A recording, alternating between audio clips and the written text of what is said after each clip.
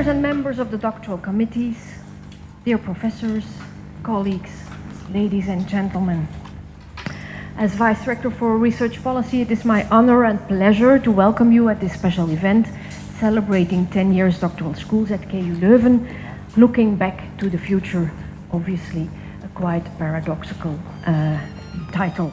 There are still a few of our professors at KU Leuven who still need to be convinced about the importance of having a broad competence profile of our PhD candidates, and we try to stimulate the exchange of best practices in supervision of research of PhD. We have to get the examples out there that show how brilliant they are. That if you put a PhD graduate into a department, the spillover effect of their competencies will raise the performance of the whole department. Wouldn't you want employees that does that? You know, by recruiting them, everybody improves. These are the sorts of messages that we need to get out to all employers. Thank you very much.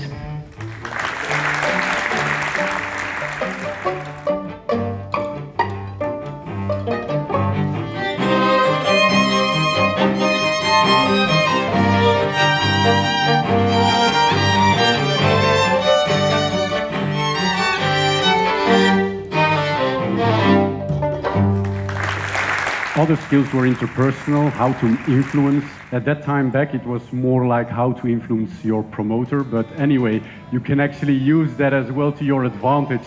My promoter is, by the way, Professor Kremers, who announced me. So certainly, I had to report on regularly on the progress of my research, was told to meet certain quality criteria, and once or twice I attended to a PhD job fair, but that was under the gentle pressure of my family.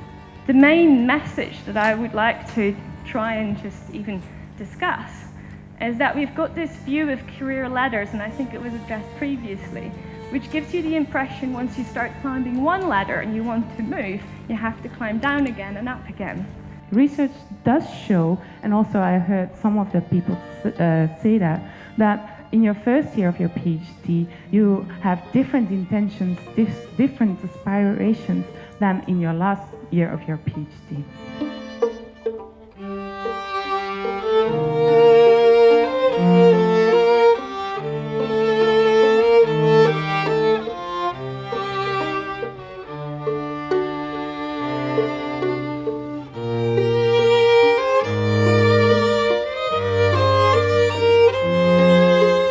We should do a better job in understanding what employers want, and employers recruiting the highly educated. Yeah. There are two surveys which I always use as a very important source of inspiration and information. That's the employer survey by the National Research Council in the US, and a similar survey which is carried out by the ACSB, which is the Association of the Colleges of Business in the US. And I will read the list of top competencies employers are looking for. Listen carefully. 1, verbal and written communication. Second, curiosity.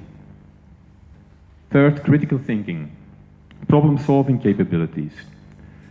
A sense of responsibility. Creativity. And with increasing frequency, so let's say climbing in the ranking, ethical judgment and integrity. I hope it did add something at least to the debate that was held before in this symposium. I want to congratulate, of course, the 3 doctoral schools with their anniversary and invite you now to the reception which is taking place outside this auditorium. Thank you.